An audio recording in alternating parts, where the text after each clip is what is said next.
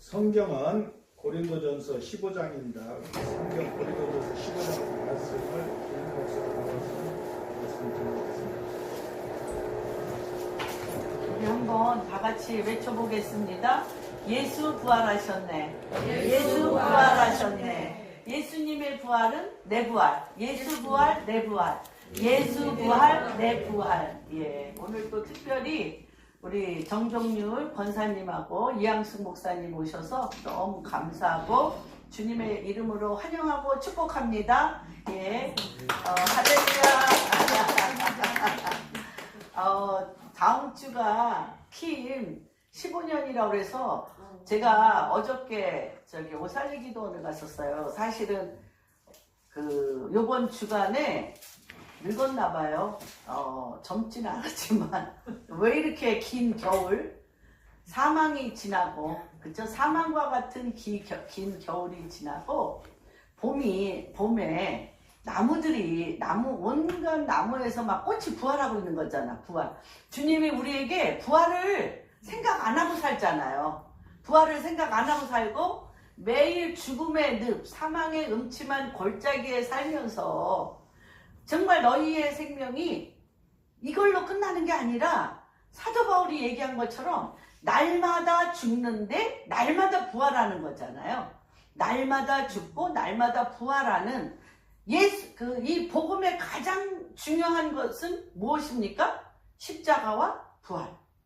날마다 죽고 날마다 다시 사는.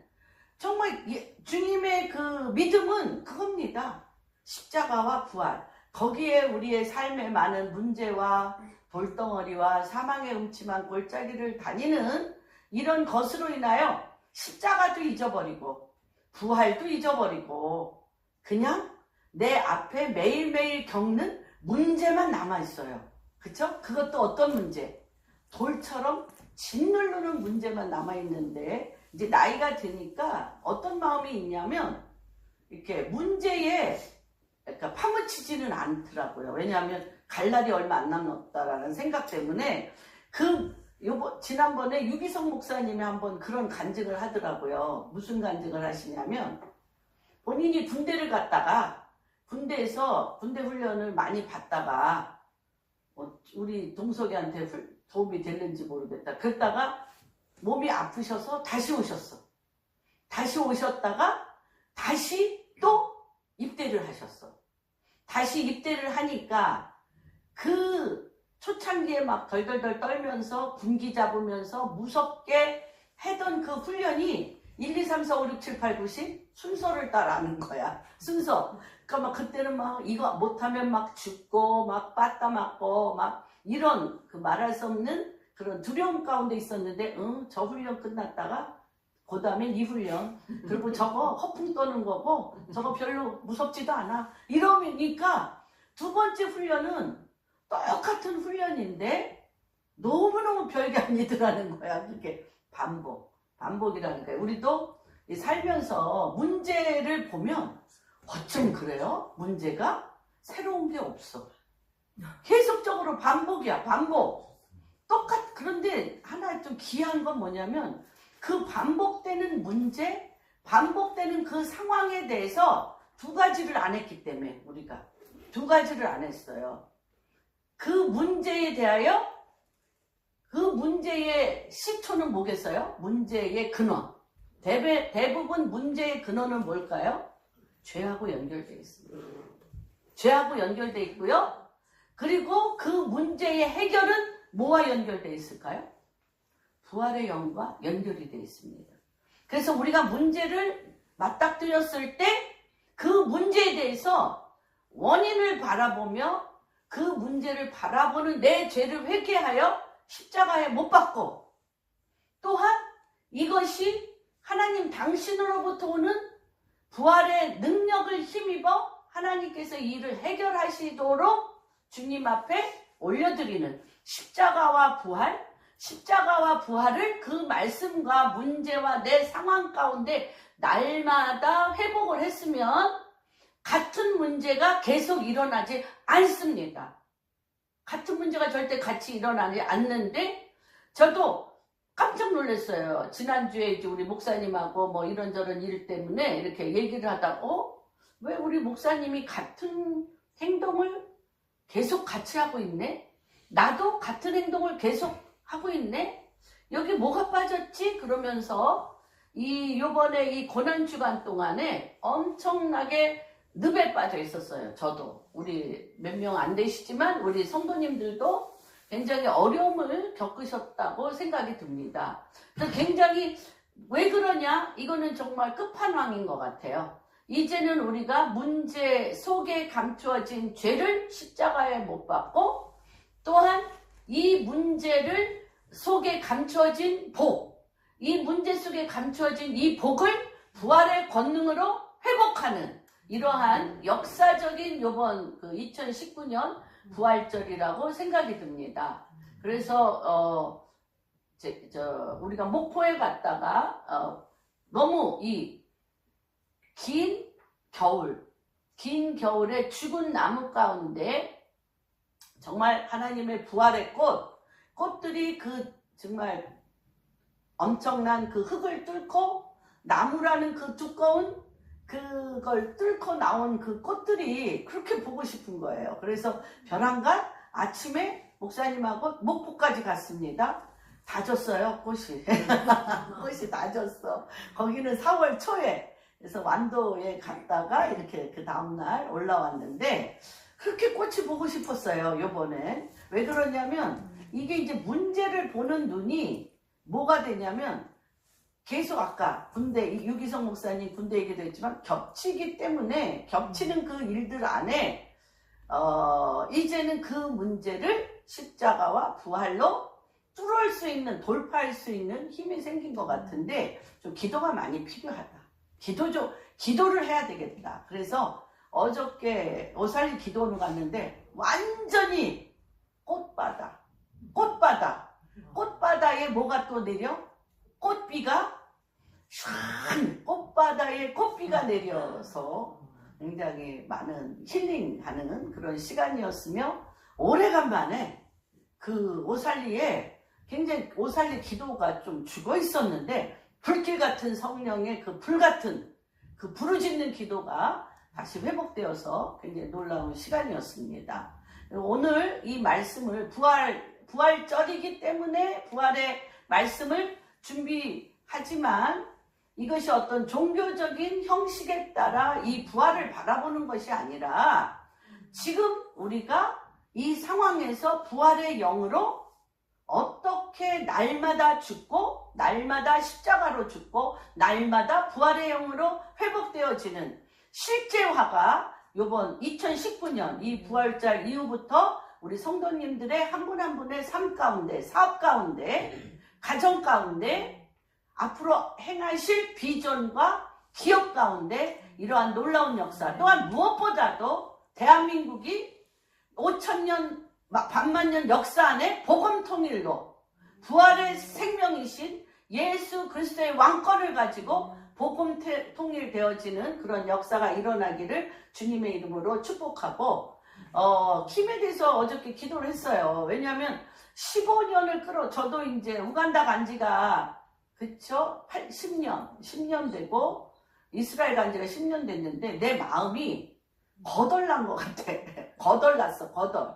말하자면 같이 했었던 사람들도 다 떠나고 뭐 떠나고 안 떠나고 간에 할 수 있는 그 모든 일들이 다 진이 빠지게 했어요. 근데 주님이 마음을 주셔서 뭐 잘했다 못했다가 아니라 그냥 진이 빠졌는데 우리 이양숙 목사님이 그 킴을 세우는 과정 15년 전부터 제가 옆에서 봤잖아요. 저 가정이 정말 거덜나고 완전히 하나하나 이스라엘과 연결되어지고 하면서도 우리 정종률 권사님이 영적 아비로서 그렇게 열심히 그런 연합을 하고 사실 이스라엘 목사님들 에탄 슈시코프나 가이코헨이나 이스라엘 목사님들이 지금도 눈물로 정말 기도할 정도로 우리 정종률 집사님 회복을 놓고 기도하는데 분명한 회복이 있을지어다. 회복이 있을 줄로 믿습니다. 예수 그리스도의 부활의 능력으로 죽었던 모든 것들, 잃었던 모든 것들, 또한 연약하여져서 무너진 모든 것들이 회복되어지는 역사가 있을지어다. 그래서 15년이라는 긴 가시밭길, 어떤 면으로 보면 정말 이스라엘의 포러너, 개척자로서의 이렇게 삶을 갖고, 저는 이양숙 목사님이 그렇게 엄청난 리더인지 몰랐어요. 왜냐하면 예수전도단에서 만났기 때문에 저분이 조금 두 분이 심하게 싸우시는 관계로 내적 치유로 만났어요. 그래서 막 두 분의 이 삶의 문제를 가지고 내적 치유하면서 이제 그랬는데, 저분이 벼랑간 YM의 부대표가 되시더니 또 힘을 하는데 날려다녀. 너무 리더로서의 정말 엄청난 일을 행하시고, 그것뿐만 아니라 지금 앞으로 해야 될 모든 일들이 사막의 강을, 광야에 길을 내는, 그리고 너무너무 그렇게 우리 정종률 집사님이 이양숙 목사를 그렇게 뒷바라지 할 때는 그렇게 싸우더니, 요새는 이양숙 목사님 말이 저렇게 정말 일거수일투족을 이양숙 목사님이 우리 정종률 집사님을 정말 어린아이와 같이 돌보는데 사랑스러워 미치겠다는 거야. 너무너무 사랑스럽고, 지난주에 저 가정에 가서 예배를 드렸는데 정말 몸이 힘들고 아프시니까 가만히 안 두세요. 그런데 막 깔깔깔깔 웃으면서 막 너무너무 사랑스러워서 어쩔 줄 모르면서 그 뒷바라지 하시는 거야, 사랑으로. 할렐루야. 배우고 있습니다.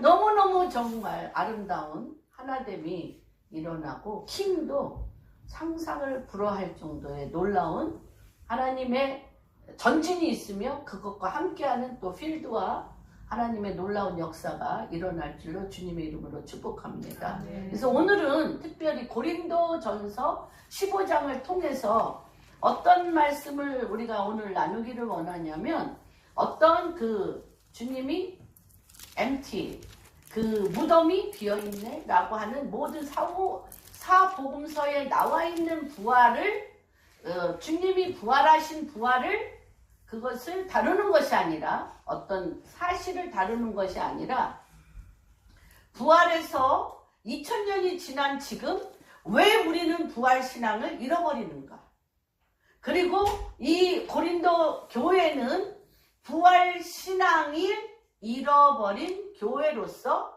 음란과 우상숭배와 종교 분쟁으로 가득 찼던 나라입니다. 가득 찼던 교회입니다. 그래서 이 사도 바울이 이 고린도 교회 가운데, 고린도 교회의 가장 결정적인 문제는 무엇이냐? 부활이 없다고 하는 거죠. 죽은 자에게 부활이 없다라고 하는 것에서부터 이 예수를 명목상으로는 믿지만 그의 삶은 음란하고 타락하고 우상숭배하고 종교 분쟁하고 이간질하고 다툼이 끝나지 않는 것이 고린도 교회였습니다. 그것이 고린도 교회만이겠습니까? 대한민국 교회는 어떻습니까?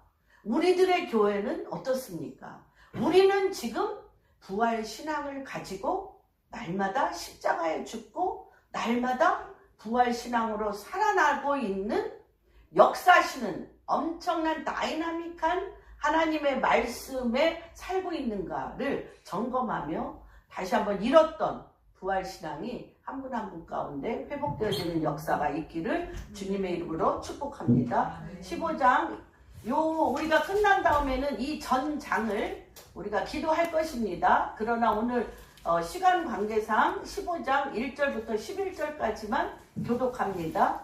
형제들아, 내가 너희에게 전한 복음을 너희에게 알게 하노니 이는 너희가 받은 것이요 또 그 가운데 선 것이라. 너희가 만일 내가 전하는 그 말을 굳게 지키고 헛되이 받지 아니하였으면 그로 말미암아 구원을 받으리라. 내가 받은 것을 먼저 너희에게 전하였노니 이는 성령으로 그리스도께서 성경대로 그리스도께서 우리 죄를 위하여 죽으시고 장사 지낸 바 되시다가 성경대로 사흘 만에 다시 살아나사 게바에게 보이시고 후에 12 제자에게와 그의 500여 형제에게 일시에 보이셨나니 그 중에 지금까지 대다수는 살아있고 어떤 사람은 잠들었으며 그 후에 야고보에게 보이셨으며 그 후에 모든 사도에게와 맨 나중에 만삭되지 못하여 남자 같은 내게도 보이시는지라. 나는 사도 중에 가장 작은 자라. 나는 하나님의 교회를 박해하였으므로 사도라 칭함받기를 감당하지 못할 자니라. 그러나 내가 말하는 것은 하나님의 은혜로 된 것이니 내게 주신 그의 은혜가 헛되지 아니하여 내가 모든 사도보다 더 많이 수고하였으나 내가 한 것이 아니요 오직 나와 함께 하신 하나님의 은혜로다. 그러므로 나나 그들이나 이같이 전파하여 너희도 이같이 믿었느니라. 예.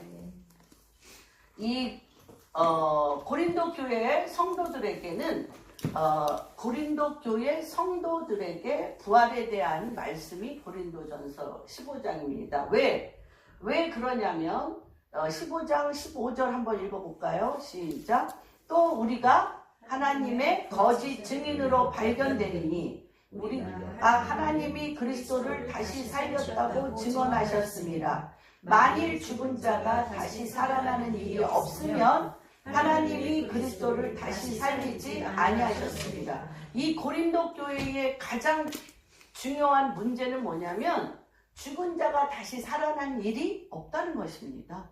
죽은 자가 다시 살아날 일이 없다는 것이에요. 그래서 사도 바울이 뭐라고 얘기했냐면 이것은 하나님의 거짓 증인으로 우리가 발견될 거라는 거예요. 죽은 자가 다시 살아나셨다라고 지금 사도 바울은 하는데 죽은 자가 다시 살아나는 일이 없다면 우리는 지금 사람들 앞에 거짓 증인으로 지금 서 있다는 것이라는 거예요. 죽은 자가 다시 살아나는 일이 없다면. 그리고 이제 이 밑에 쭉 나오면 우리가 증인이 될 수가 없어요. 죽은 자가 다시 살아나는 일이 없다면 우리는 예수 그리스도를 증언할 수가 없습니다. 복음을 전한다는 것은 무엇일까? 복음을 전한다는 것은 우리 앞으로 우리가 여태까지 그 복음을 전할 때 삶에 연결된 것이 많이 있었기 때문에 기도했더니 병도 났어. 기도했더니 사업도 잘 됐어. 기도했더니 이런 것이 잘 됐어. 기도했더니 이렇게 잘 됐어라고 삶에서 일어나는 일들에 대해서 우리가 복음을 전파하는 어떤 기회와 부실과 재료로 삼았습니다. 맞습니다. 맞는데 그 중에 내 자신이 복음을 간증하면서도 또 그런 간증이 없는 사람은 어떻습니까?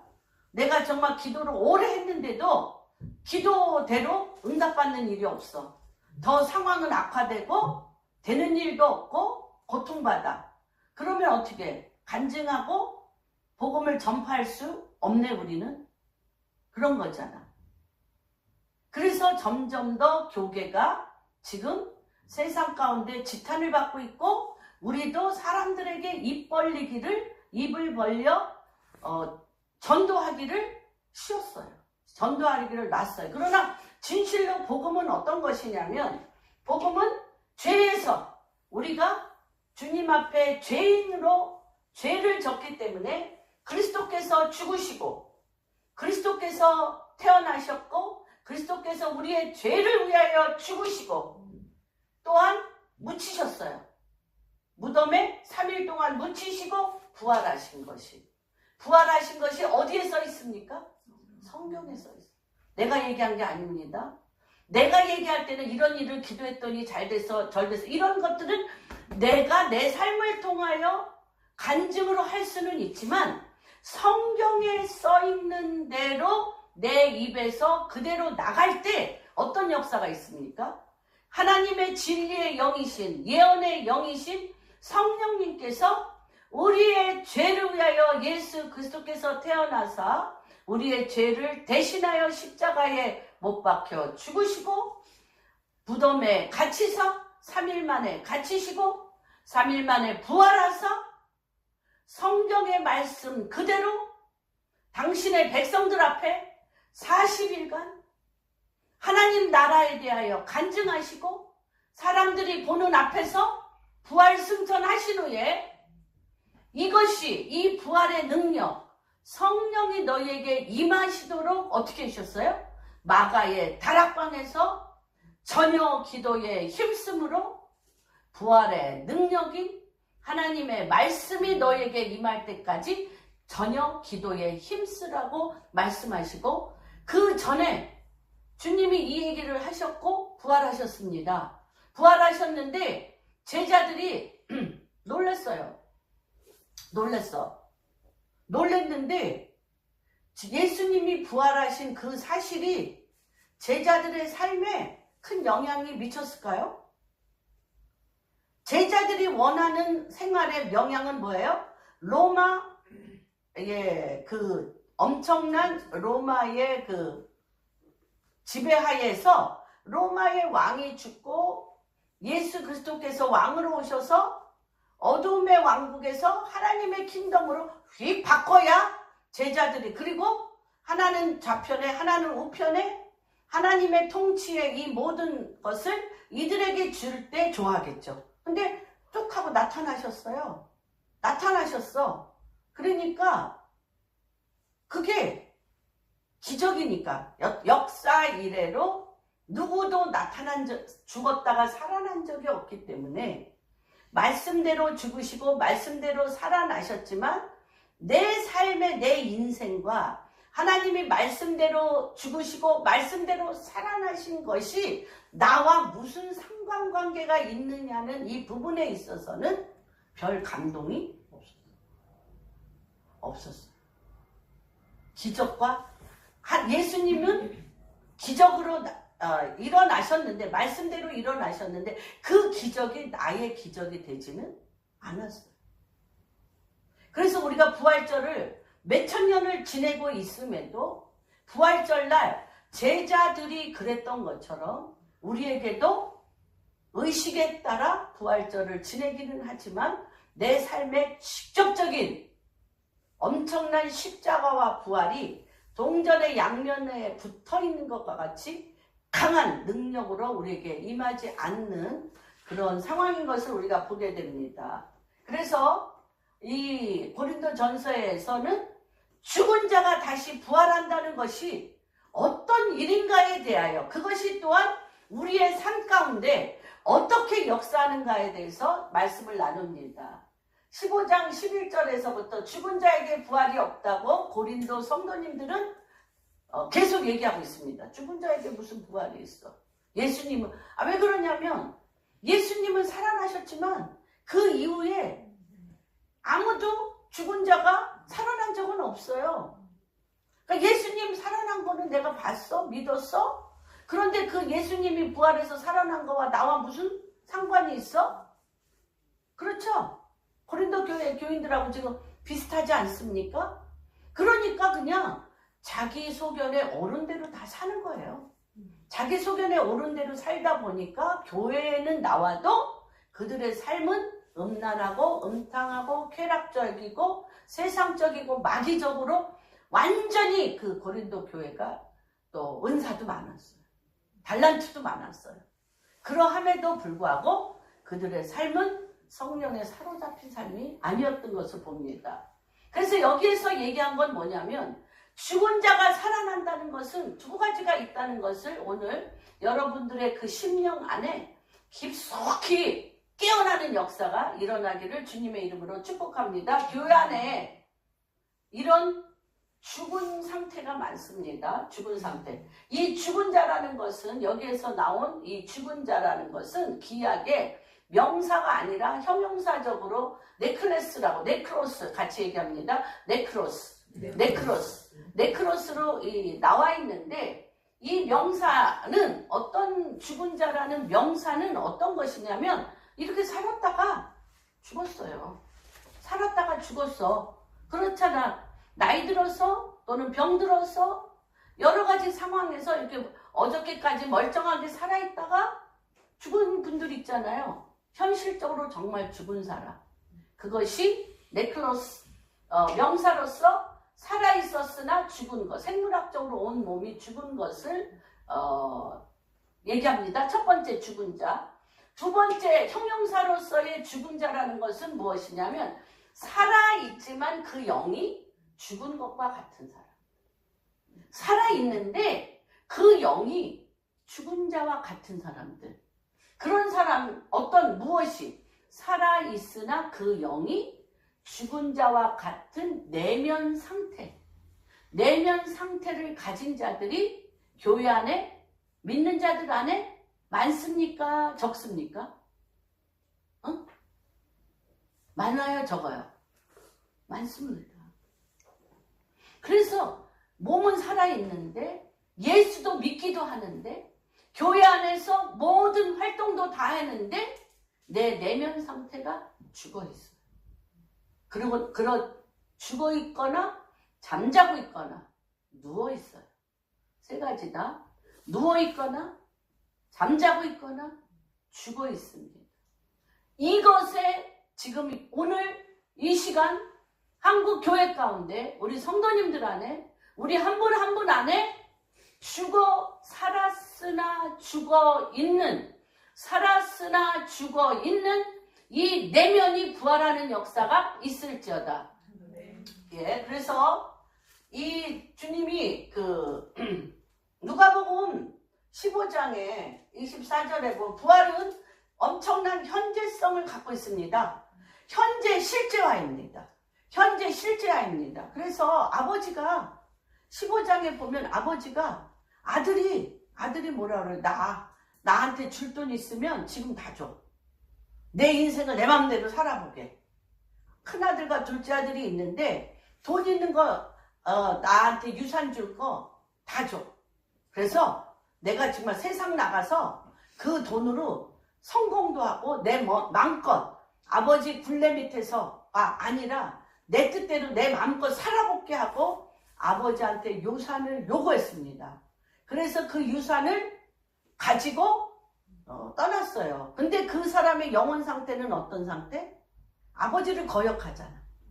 예수를 안 믿잖아. 그 사람은 몸은 살았으나 그 영혼은 죽어있는 상태. 죽어있는 상태로 그 돈을 다 갖고 나가서 허랑방탕하게 쓰다가 쥐염열매로 먹기까지 다 죽게 되어서 내 아버지 집은 거할 곳이 많고 먹을 것이 많으니 내가 이 세상 가운데 있는 것이 아니라 내 아버지 집에 가서 노비로 살더라도 이보다는 낫겠다 해서 집에 들어오는데 맨날 동구박에서 아들이 언제 오나 라고 보고 계십니다. 이 아버지가. 그래서 아버지가 오는 걸 보고 아들이 오는 걸 보고 맨발로 뛰어나가 그 아들을 끌어안고 집에 들어와서 잔치를 벌립니다. 큰아들이 그 돈 다 갖고 가서 다 망해먹고 온 저 아들을 위해서 잔치를 베풀고 나를 위해서는 한 번도 잔치를 베풀어 주지 않는 아버지에 대해서 원망 불평할 때 그 아버지가 하는 말이 있습니다. 뭐라고 아버지가 그 둘째 아들에 대해서 얘기합니까? 이 아들은 죽었으나 살아왔다는 거예요. 죽었으나 살아왔다는 거예요. 뭐가? 그 아들 영혼에 하나님 아버지에 대해서 죽은 자로 나갔지만 하나님 아버지가 다시 기억나서 아버지의 집에 오니 내가 어찌 죽었다 다시 살아온 이 아들을 위해서 잔치를 치르지 않겠느냐. 옷을 바꿔 입고 그 손에 가락지를 끼우고 신을 신기며 아버지 집에서 그 영혼이 살아남은 완전한 거듭남의 잔치를 하는 것을 보게 됩니다. 그래서 이 부활의 측면이 무엇이냐면 이 부활은 믿는 자 안에 내가 세상 한가운데서 내 안에 여러분 그 내면 안에 여러분의 이 영혼 안에 죽음의 냄새가 펄펄 나. 세상적이요, 마귀적이요, 정욕적이요, 또한 아버지와 관계가 없는, 예수 그리스도와 관계가 없는, 구원은 받았는데 예수를 믿는 구원은 받았는데 성령과 내가 관계가 없는 단절된 죽음. 여러분 같이 한번 얘기해 볼까요? 단절된 죽음의 냄새. 생명과 단절된 죽음의 냄새. 시작. 생명과 단절된 죽음의 냄새가 여러분 내면에 가득 채워 있다. 그래서 어떤 자? 살았으나 죽은 자. 그 죽음의 냄새와 썩은 죽음의 냄새와 여러분이 싸워야 해요. 이 싸우는 과정 안에 주님이 가장 많이 사용하는 게 뭘까요? 환경입니다. 환경. 줬다 뺏었다. 환경입니다. 그리고 서로 믿었던 사람이 배반하고 떠나갔다 돌아왔다. 이런 환경이 여기에 썩은 냄새가 가득 차면 여기에 썩은 냄새, 죽음의 냄새, 주의 영이 있지 아니하고 하나님 아버지와 나와의 관계가 없으면 이게 죽음의 냄새로 가득 차 있기 때문에 나와 관계된 일들이 어떻게 됩니까? 다 어그러지든지 많은 문제를 일으키든지 갈등이 일어나는 것을 싸우셔야 돼요. 이거를 내 안에 이 내면에 아까 형용사라고 했잖아요. 내면이 부활의 능력으로 자기까지 여러분이 부르짖어 싸우셔야 돼요. 여기가 생명의 부활의 영으로 가득 차면 내가 딱 쓰면 그것이 생명의 부활의 엄청난 역사가 일어나는 것을 우리가 보게 됩니다. 그래서 여기 계시록 3장에도 뭐가 나와야 되냐? 너희가 살았다 하는 자이나 죽었다 그런. 살았다나 너희가 죽은 자. 그래서 주님이 이 선악과를 먹고 사는 이 여러분들이 우리가 지금 어떤 지금 이 서울이라는 도시가 죽음의 도시예요? 생명의 도시예요? 여러분이 어느 한가운데 살고 계십니까? 여러분들의 회사, 여러분들이 만나는 것, 이 세상에 돌아가는 많은 일들이 죽음의 영에 사로잡혀서 사망의 영에 사망 시스템, 어둠의 도시 가운데 돌아가고 있다는 것에 대한 영적 감각이 있으셔야 돼요. 그래서 왜 이게 굉장히 중요하냐면 고린도전서 15장 5절 한번 누가 읽어주실래요? 여러분들이 이런 자가 되기를 주님의 이름으로 축복합니다. 장 4절 장사 지낸 바 되었다가 성경대로 사흘 만에 다시 일어나사 5절 시작. 게바에게 보이시고 후에 12제자에게와 계속요. 그 후에 500여 형제에게 일시에 보이셨나니 그 중에 지금까지 대다수는 살아있고 어떤 사람은 잠들었으며 그 후에 야고보에게 보이셨으며 그 후에 모든 사도에게와 맨 나중에 만삭되지 못하여 난 자 같은 내게도 보이셨느니라. 9절. 나는 사도 중에 가장 작은 자라. 나는 하나님의 교회를 박해하여 있으므로 사도로 칭함받기를 감당하지 못할 자니라. 제일 처음에 누구한테 게바한테 보였다는 베드로한테 먼저 보이셨어요. 그리고 12제자에게 나타나셨죠. 그리고 500여 문도에게 나타나시고 계속 어떻게 됐어요? 이 생명의 부활 냄새가. 게바가 주님을 만났는데도 뭐 하러 갔어요? 주님을 봤어요. 봤는데 뭐 하러 갔어? 물고기 잡으러 갔어요. 물고기 잡으러. 뭐가 임할 때까지. 이 속이, 이 영이 부활의 영으로 가득 찰 때까지. 다시 얘기하면 저녁 기도에 힘쓰므로 말미암아 성령이 강력하게 역사할 때까지 이가 하러 갔다니까? 물고기 잡으러 갔다니까? 그래서 게바와 12제자가 보았음에도 불구하고 이들이 변하지 않았는데 40일간 이들에게 하나님 나라를 가리켰어요. 주님이 보이셨어요. 그래서 얘기 나온 게 뭐예요? 사도행전에 보면 이스라엘의 회복이 이때 오니까 라고 물어봤잖아요. 그랬는데 주님이 때와 시는 알 수 없지만 지금 내가 부활한 나는 보았는데 네 안에 부활의 능력은 없어. 여러분 이거 기억하셔야 돼요. 내가 부활하신 주님은 만났어. 만지기도 하고 생선을 구워 같이 먹기도 했어요. 그랬는데 너희 안에 부활의 능력은 없어. 없습니다. 뭐라고 얘기하시냐? 그러니 너희가 몇 날이 못되어 성령이 너희에게 임하면 권능을 받아. 성령이 너희에게 임하면 권능을 받아 예루살렘과 사마리아 땅끝까지 이르러 나의 증인이 돼. 이 증인은 어떤 증인? 부활의 능력의 증인입니다, 여러분. 부활의 영이 그 속에 부어진 증인입니다. 그래서 이렇게 부어지면 어떤 역사가 있느냐? 게바와 12사도에게 부어졌는데 그 다음에 500명에게, 그 다음에 만삭되지 않은 이 사도 바울에게 조차 이 영향력이 마치 홍수가 물밀듯이, 홍수가 밀려오듯이 물밀듯이 이것이 온다는 것입니다. 그것이 어떻게 됐어요? 전 세계에 2000년 만에 그 홍수가 어떻게 됐어요? 전 세계를 뒤엎었어요. 전 세계를 뒤엎어서 지금 복음 들어가지 않은 곳이 없어요. 거의 들어갔습니다. 근데 이게 뭐예요? 부활의 능력입니다. 부활의 능력입니다. 그래서 하나님께서 지금 그것을, 그래서 맨날 중에 만삭되지 못한 나, 더더군다나 교회를 핍박하며 많은 자를 죽인 나에게까지도 이것이 왔다는 것입니다. 그래서 부활의 은혜가 어떻게 돼요? 내 안에서부터 여러분 어떤 문제에 집중하지 마세요.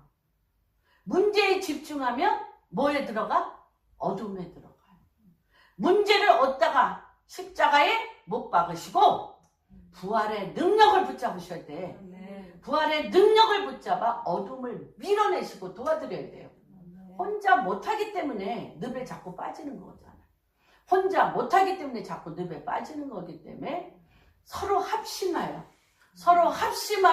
빛 가운데로 끄집어내는 역사가 일어나게 됩니다. 그래서 부활의 은혜가 번져, 뭐와 같이 번져? 엠병같이 번진다고 했어요. 누룩같이 번진다고 그랬어요. 대한민국 교회 간에, 우리 방주 교회 안에, 여러분 한 분 한 분의 인생 안에 이 부활의 능력의 냄새, 부활의 능력의 이 엄청난 영향력이 누룩같이 번지는 역사가 일어날지어다. 번지기를, 이 부활의 능력이 확대돼서 나한테 왔다고 하십니다. 나한테까지 왔는데 이 부활의 능력이 확대돼서 나한테까지 오려면 어떻게 되냐? 어떻게 되는 겁니까? 빌립보서 2장 1절부터 8절.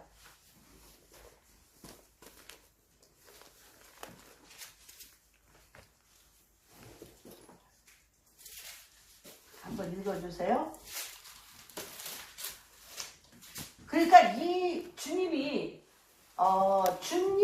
인간이 된 씨와 우리가 인간이 된 씨와 주님이 인간이 된 이 형태가 같아요? 틀려요? 같아요.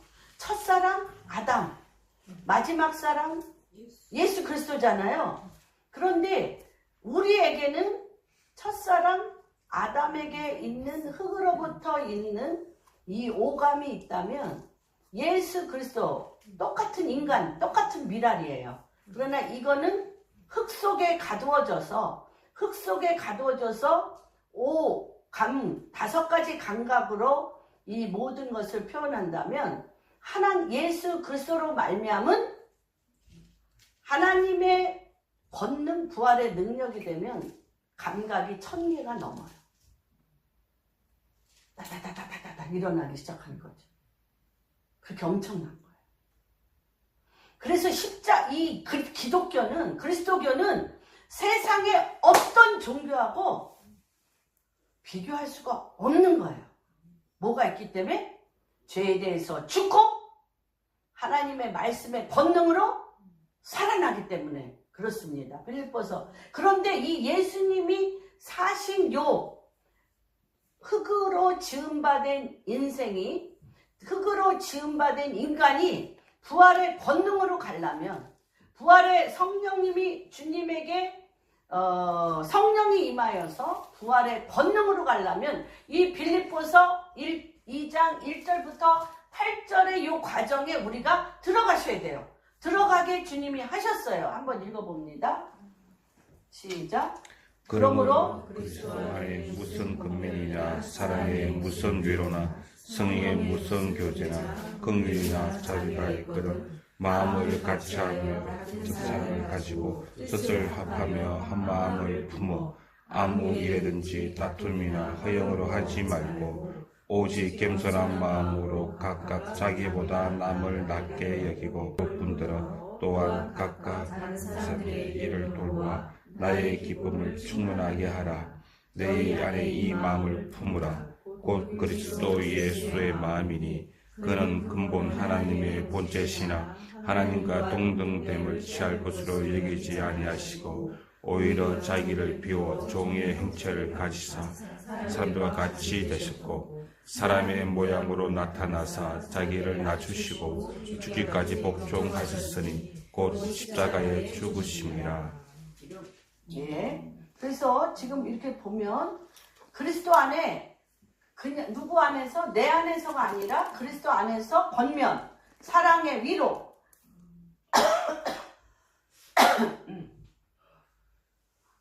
성령의 무슨 교제,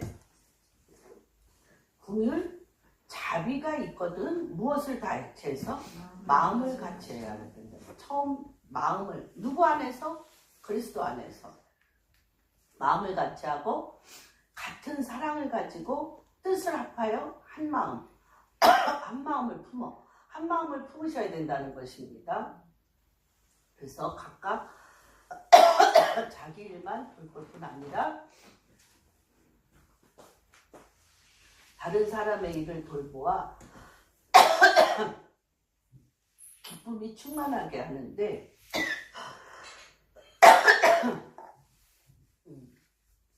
이 마음은 어떤 마음이냐면 그리스도의 마음이라는 것입니다. 그리스도의 마음. 그래서 근본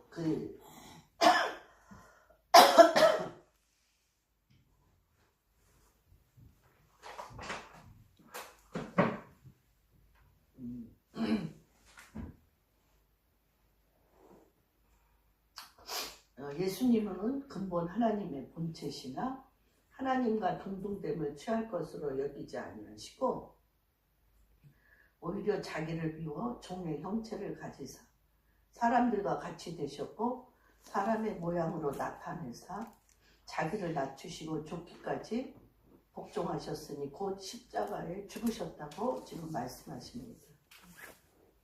그래서 하나님께서 이 질그릇, 그래서 이 보면 질그릇에 뭐를 가졌나니? 보배.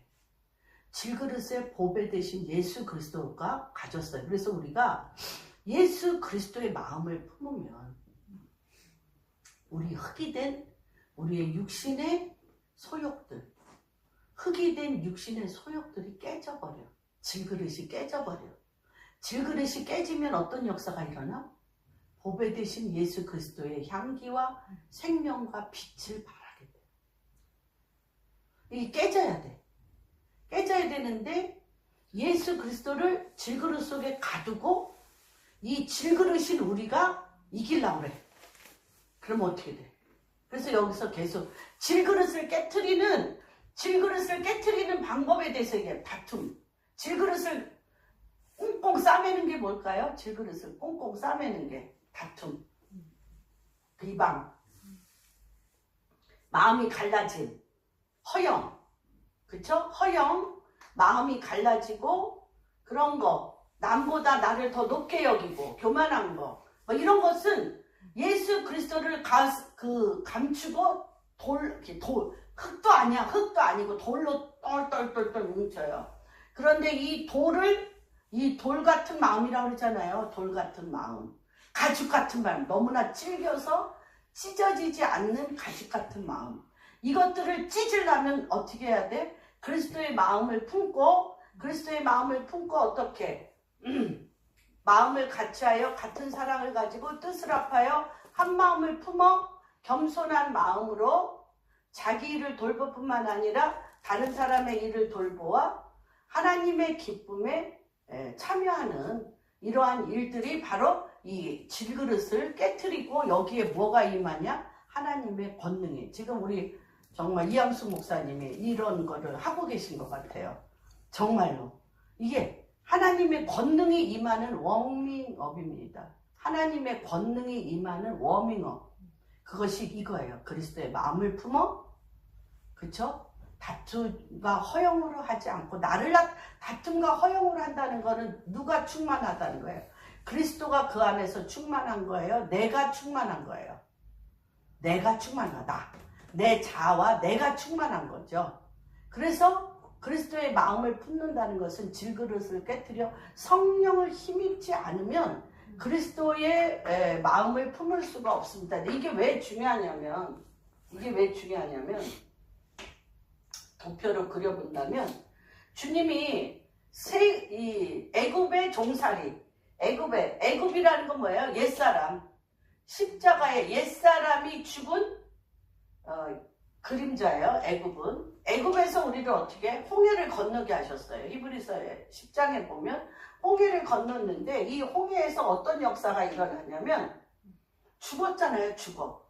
그래서 너희가 홍해에서 주님이 이게 얼마나 엄청나요? 양쪽에 물벽이 있잖아. 엄청난 물벽을 지나갔어. 300만 명이 지나갔는데 바다 가운데 너희가 다 세례받았다. 죽음의 길을 갔다는 거예요. 바다 한가운데서 마른 땅을 걸으며 완전히 물벽이 된 물속에 있는 거잖아요. 그 물벽만 없으면 그냥 수장되는 거잖아. 수장되어지는 이 물벽 속에서 너희가 다 죽음의 세례를 받았다는 것입니다. 이때 다 죽었어. 홍해에서 애굽의 삶을 다 죽여서 세례를 받았는데 죽음과 삶이 어떻게 돼? 우리의 옛 자아는 죽었는데 옛 자아로 살았던 이 삶은 어떻게 해? 옛 자아로 살았던 이 삶은 어떻게 했냐고. 이 삶을. 응? 삶을 어떻게 하냐고. 그래서 하나님이 부활하셨어요.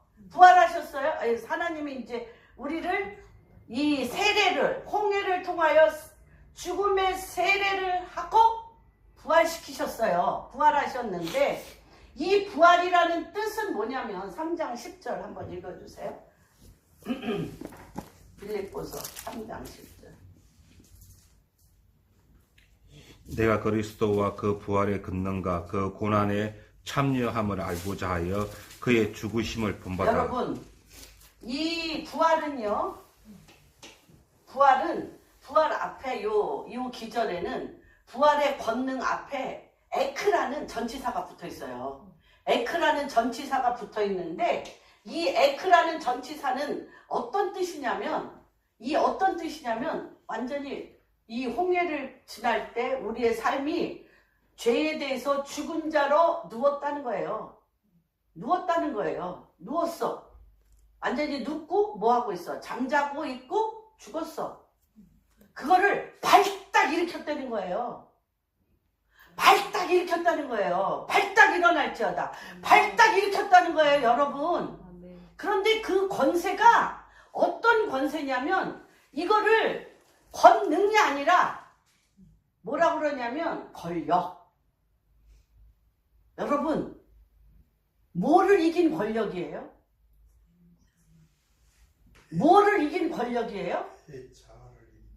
자보다 더한 사망 권세를 이겼어요. 이 세상에 어떤 권력이, 여러분, 이 세상에 어떤 권력이 사망의 권세를 이깁니까?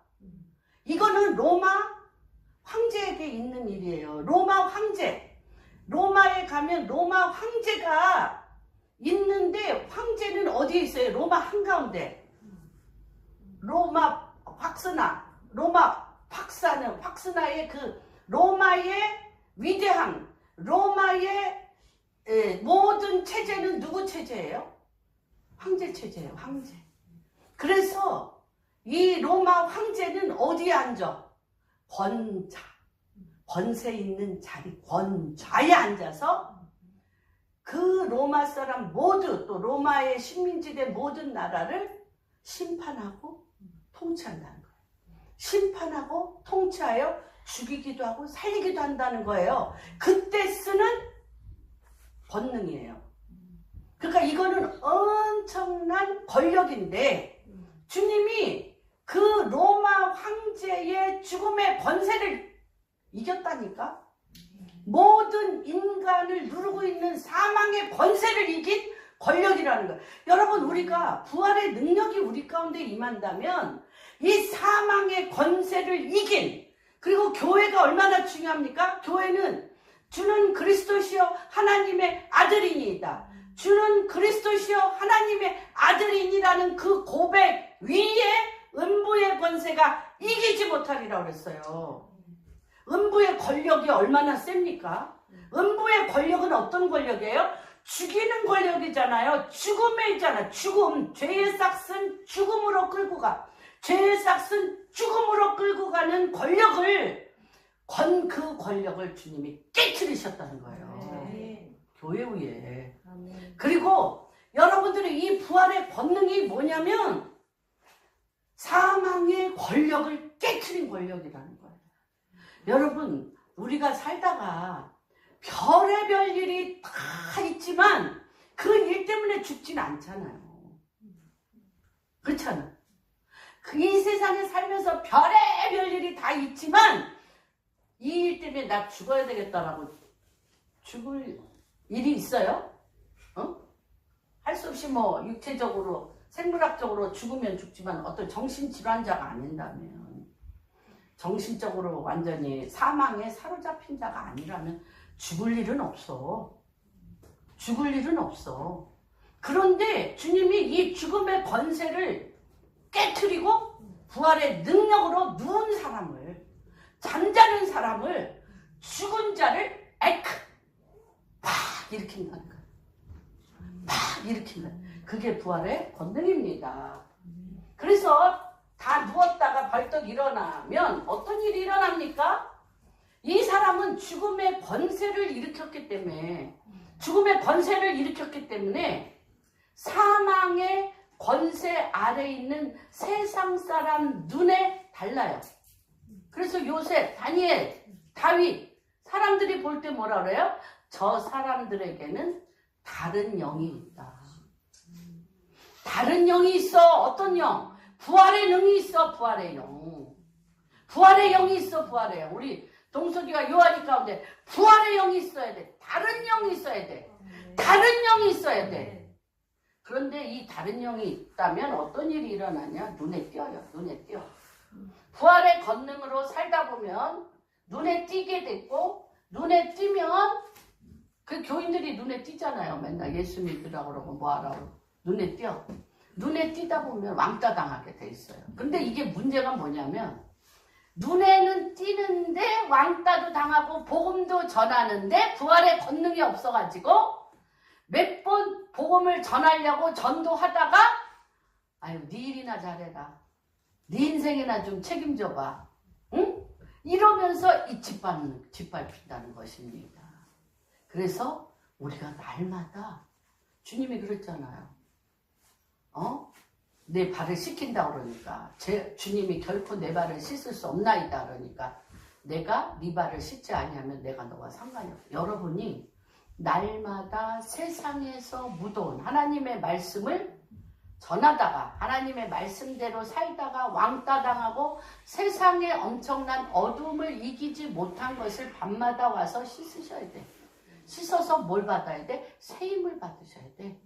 세임을 받아 부활의 능력으로 그 이튿날 다시 나가서 또 하고 와서 또. 그래서 이 날마다 죽는다는 것 표현은 사도 바울이 날마다 죽는다고 한 표현은 무엇이냐면 승질나는 자 죽이는 게 아니에요. 승질나는 자를 죽이느라고 날마다 죽는다고 한 게 아니야. 이거예요. 부활의 권능을 가지고 세상에 나가니 눈에 띄어. 사망 권세 가진 것들이 우는 사자가 삼킬 자를 참는 것처럼 이거를 막 완전히 막 씹어먹어 죽이려고 우는 사자와 같이 하루 종일 씹혔어. 하루 종일 완전히 나를 고갈시키며 어디나 여러분 기억하세요. 아니 죄를 졌어요? 사도 바울이? 주님 복음 전한 것밖에 없잖아요. 그런데 바울은 가는 곳마다 다 사람들이 뭐 하려고 그래? 죽이려고. 그런데 그 죽이려고 하는 사단의 괴계를 내 자아로 못 이겨. 그런데 분노는 뭐야? 분노는 분노를 일으키고 혈기는 혈기를 짝이 맞잖아. 짝이 맞아. 분노를 가진 사람이 나한테 오면 내 안에 분노로 대답하고, 그렇죠? 혈기 가진 자가 나한테 오면 혈기로 대답하고, 미움 가진 자가 나한테 오면 미움으로, 자존심 이걸로 막 계속 하니까 이길 수가 없어요. 그래서 밤마다 죽는 거예요. 날마다 육신으로 반응하는 그들, 나를 죽이려고 하는 자와 너무나 똑같은 나의 이 성정을 날마다 죽어야 돼. 그리고 뭘로 입어야 돼? 부활의 권능으로 입어야 내가 어저께 말씀으로 요만큼 빛으로 밀어냈어요. 그 이튿날 다시 권능을 입어 또 요만큼 빛으로 해서 아까 얘기한 개발을 통하여 12명이 빛을 발하고, 그 다음에 120문도가 빛을 발하고, 그 다음에 500문도가 빛을 발하고, 베드로 하나가 섰을 때 이 어둠을 밀어낸 이 영향력이, 이 부활의 권능이 3,000명을 살리고도 남은, 그렇게 되어지는 역사가 이제 주의 오실 길이 얼마 남지 아니한 이때에 일어나게 될 것을 주님의 이름으로 축복합니다. 그래서 부활의 참 모습은 아까 빌립보서에서 잠깐 얘기했지만, 씨를 뿌리면 그 씨가 죽어야 돼요. 아까 얘기했잖아. 예, 빌립보서에 죽고 썩어져야 아까 겸손으로 나보다 남을 높게 여기고 겸손으로 할 때 새로운 생명을 맺고, 육신은 죽고 그 씨가 열매를 맺어 뿌린 씨와 거둔 씨의 형태가 비슷합니다. 뿌린 씨나 거둔 씨나 비슷한데, 새알 심었는데, 옥수수 새알 심었는데 1,000개의 옥수수 알이 나왔어. 그쵸? 내가 옥수수 씨 옥수수 하려고 씨 옥수수 3개 심었는데 거기서 옥수수 자루 5개가 붙어서 5,000개도 될 수 있고 10,000개도 될 수 있고, 우리가 그 배가에 대해서 말씀을 드렸습니다. 그런데 심은 씨와 거기에서 다시 거둔 이 씨 옥수수가 같아 틀려? 응? 같아요. 그래서 이 부활의 모습은 비슷하면서 우리의 처음 시작의 우리의 모습보다는 완전한 모습으로 부활되어진 것을 봅니다. 그래서 우리의 모습이 점진적으로 달라지고 부활의 모습, 하나님의 형체를 주십니다. 그리고 이 부활체는 굉장히 강하고 영광스럽고 강합니다. 이걸로 마무리하겠습니다. 다시 고린도전서로 들어가서 그 처음 시와 나중의 시, 처음 시와 나중 시가 어떻게 다른지 38절, 고린도전서 15장 38절.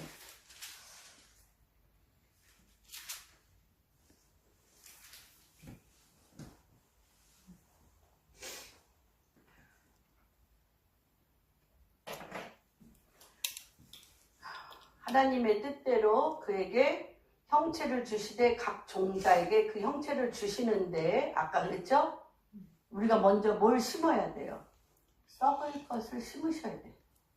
여러분의 자와 크기, 육체가 썩으셔야 됩니다. 우리의 삶 자체는 무엇이냐? 요 두 기절입니다. 우리의 삶 그 자체는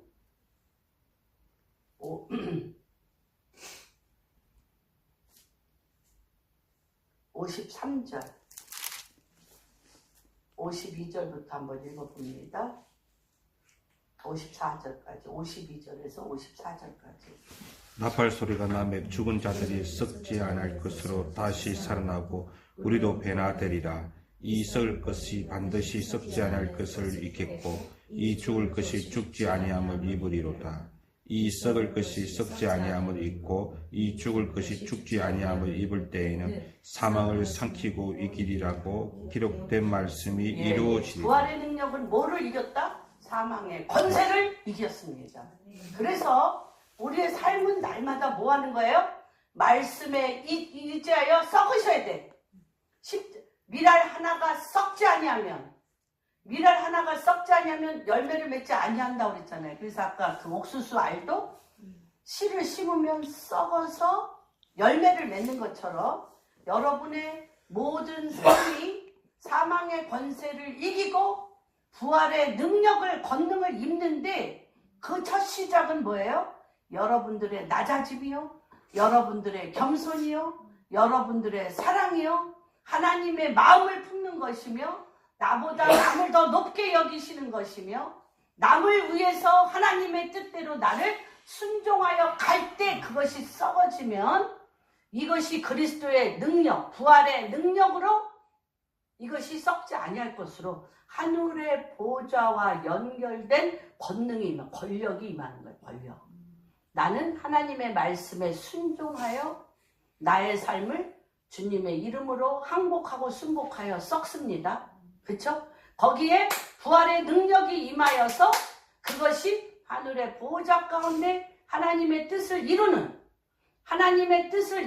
것으로, 아까 옥수수 3알이 옥수수 자루 7개도 열릴 수 있고 10개도 열려서 10,000개, 20,000개의 능력을 가져 하나님의 그 통치의 영향력이 뻗쳐나가는 것처럼 이 부활의 능력이 이 2019년 이 부활절에 다시 한번 고린도 교회가 겪었던, 예수도 믿고 은사도 있고 권력도 있고 다 있었지만 죽은 자의 부활에 대해서 그들이, 예수님은 부활하셨지만 그것이 우리와 아무 상관이 없다는, 다시 얘기하면 그 부활의 권능의 그 엄청난 다이나믹한 권력, 어떤 권력? 음부의 권세를 이기는, 죽음의 권세를 이기는 이 권력을 사용하지 아니함으로 육신으로 시작하여 육신으로 끝내는 일들의 죄를 우리가 교회들이 잠잠으로 말미암아 지었습니다. 그러나 이제 깰 때요, 일어날 때요, 이제 누웠다가 벌떡 일어나는데 뭘로 일어나? 부활의 권능으로, 부활의 권력으로 일어나서 이제 주님이 한 분 한 분 가운데 이 시즌에 부으시는 놀라운 역사 가운데 들어가기를 주님의 이름으로 축복합니다. 주님 죽음의 권세를 깨뜨리고 부활하신 권능으로, 부활의 권능으로 이기신 주님을 찬양합니다. 아버지, 우리가 이제 우리 방주교회 성도님들 한 분 한 분 죽음의 권세 가운데, 사망의 어두움 가운데, 아버지 일어나는 그 수도 없이 많은 일들 가운데, 아버지 우리가 이것을 두려워하지 아니할 것은 그 죽음의 권세를 이기시고 부활하신 주님을 찬양하고 경배합니다. 우리 안에 아직도 구원을 받았으나 죽음의 권세와 어두움의 영향력 가운데 있는 우리 사랑하는 성도님들 한 분 한 분을 아버지 그 배에서부터 그 하나님 아버지 부활의 권능으로 아버지 누운 자들을 벌떡 일어나게 하여 주옵시며 잠자는 자들을 벌떡 일어나게 하여 주시며 하나님의 그 왕의 권세로서 하나님 당신의 일으키시는 나사로야 나오라, 죽음의 권세를 이기고 돌을 제하여 나오라 하셨던 하나님의 그 외침이 아버지 우리 안신여 한신여의 영 가운데 나오라, 일어나라, 깨어라, 부활의 권능으로 부어 주셔서 세상을 이기는 이김이 한 분 한 분 가운데 부활의 승리가 일어나게 하여 주시옵소서. 그렇게 행하실 주님을 찬양합니다.